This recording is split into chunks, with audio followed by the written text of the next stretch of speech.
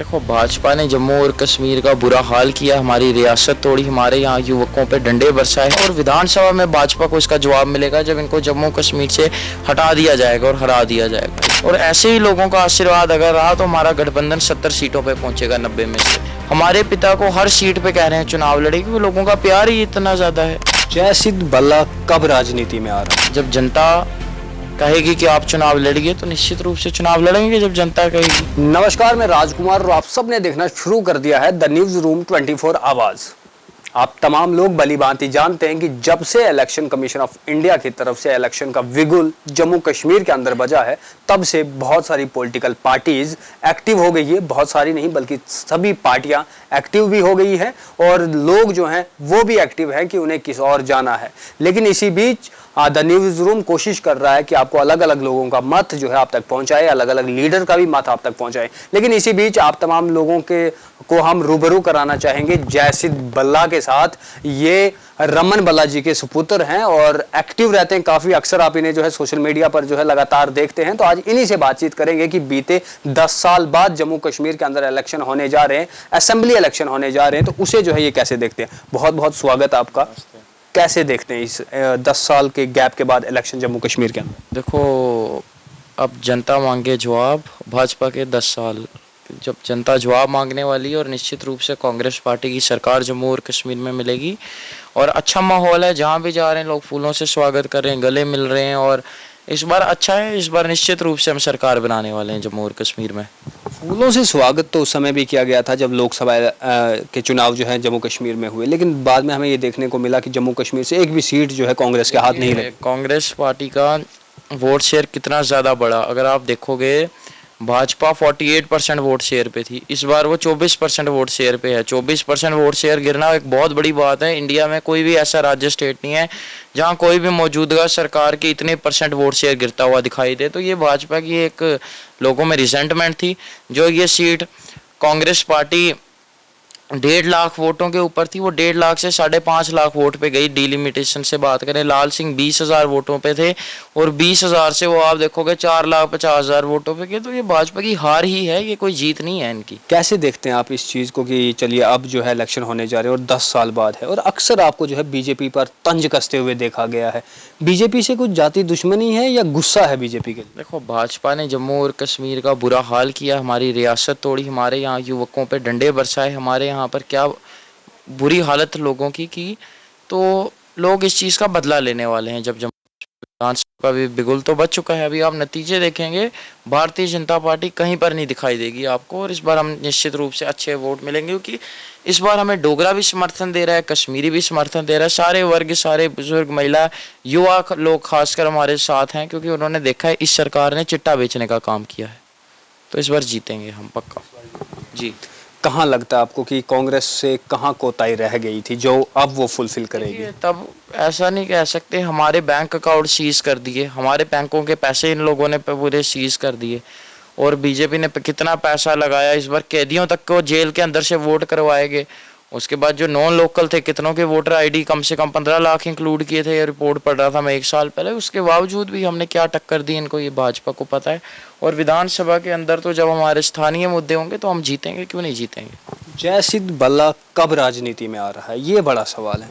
देखिए, नेता व्यक्ति खुद नहीं बनता, हालात व्यक्ति को नेता बनाते हैं। जब जनता कहेगी कि आप चुनाव लड़िए तो निश्चित रूप से चुनाव लड़ेंगे जब जनता कहेगी। और अगर पार्टी टिकट देगी, नहीं भी देगी, जिसको देगी उसका समर्थन करेंगे। लालच हमारे दिल में नहीं है, लालसा नहीं है, लड़ेंगे। तैयारी तो है, क्योंकि जिस तरीके से बातचीत आपकी होती है, आप लगातार सुर्खियों में रहते हैं, तैयारी तो है। वो मतलब आपकी मनचाही भी है कि हम भी पॉलिटिक्स में अपना पंजा आजमाएं। मन ये है कि लोगों की काम होने चाहिए, लोगों की बात होनी चाहिए, वो जैसे भी मर्जी हो। ये बात सच है कि राजनेता ज़्यादा ताकत रखते हैं काम करवाने की, पर काम करवाने चाहिए लोगों के और होने चाहिए। हम जब भी अगर आएंगे, लोग अवसर देंगे तो लोगों का काम निश्चित रूप से करेंगे और स्थानीय मुद्दों को एड्रेस करेंगे।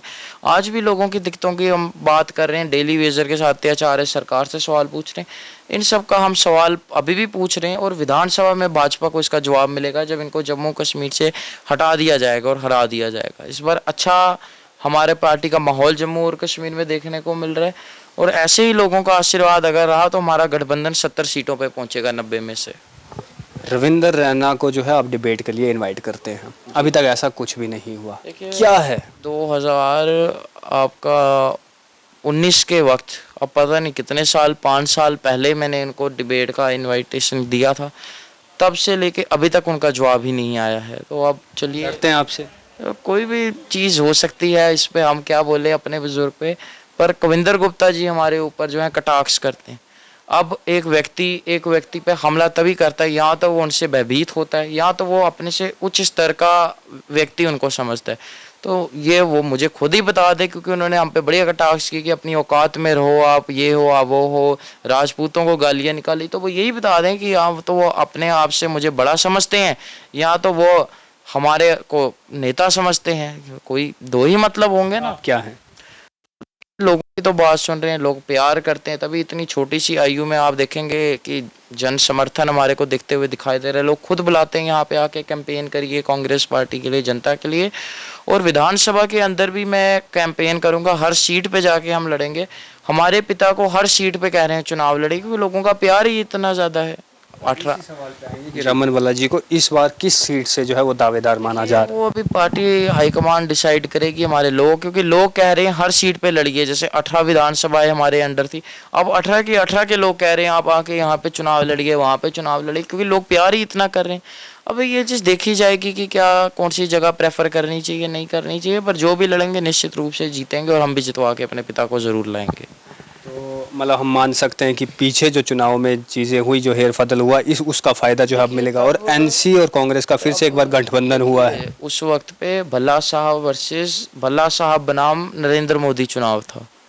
उसके बाद भी हमने अपनी कॉन्स्टिट्यूंसी पे लीड ली, हमने कुछ जगह बराबरी की। जब मोदी साहब से लड़ाई लेके अपने यहाँ पे हम आगे निकल गए, तो जब इनके लोकल लीडरों से लड़ाई होगी तो कौन सा पिछड़ना है हमने, तब भी आगे ही जाएंगे निश्चित रूप से, जब भी सीट होगी। और आपका JNK में स्थानीय मुद्दे आएंगे तब अलग बात थी, तब पैसा नहीं, हमारा लीडर नहीं आ पाया, कोई पूरा सब कुछ किया। पर अब एक अलग मुद्दे हैं, और अब जो माहौल है वो मैं आपको कह सकता हूँ हमारे फेवर में है। भाजपा के लोग में दम नहीं बचा है कि वो डोर टू डोर जाके वोट मांग सके।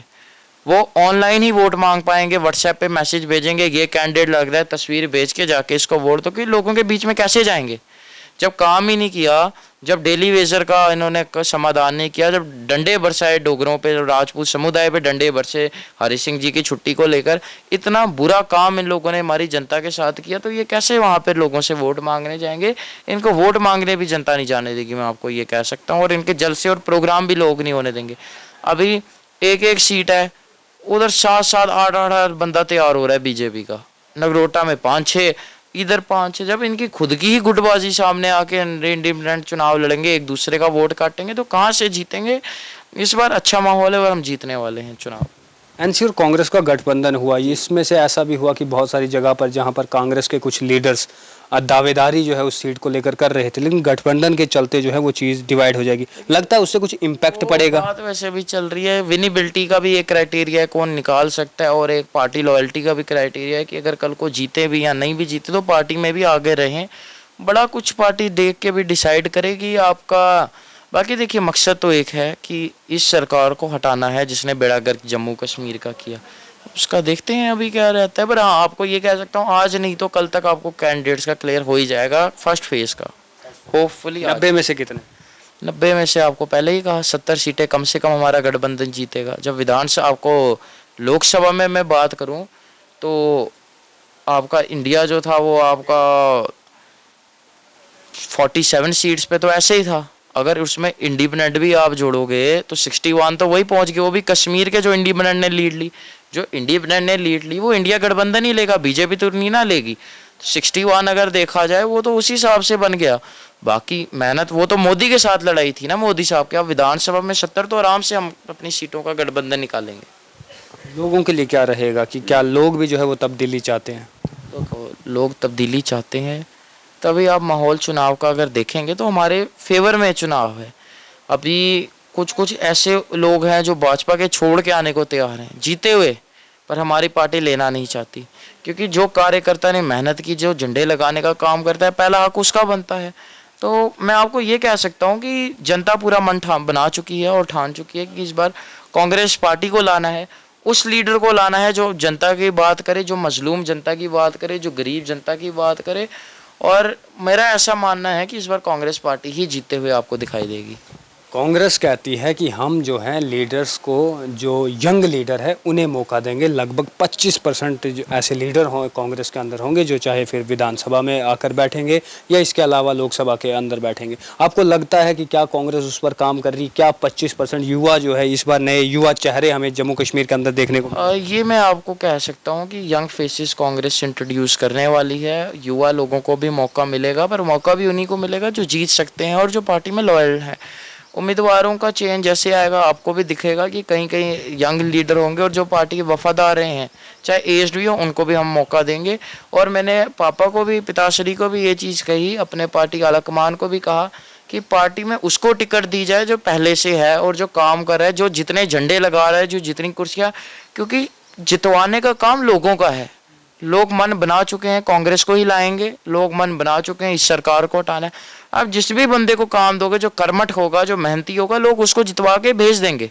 तो लोगों ने मन बना लिया हुआ, इस बार उसी को टिकट मिलनी चाहिए जो कर्मठ हो, और मुझे लगता है उसी को मिलेगी जो ज़्यादा ज़मीन पे काम करेगा। बहुत बहुत धन्यवाद। धन्यवाद आपका। चलिए, ये थे हमारे साथ में जयसिद्ध वल्ला और तमाम बातचीत आपने सुनी। अब आपका मन किस और है, आपका क्या कुछ कहना है, ज़रूर कमेंट बॉक्स में अपनी राय जो है वो दीजिएगा। फिलहाल के लिए इतना ही। वीडियो जर्नलिस्ट गगनदीप के साथ मैं राजकुमार, धन्यवाद।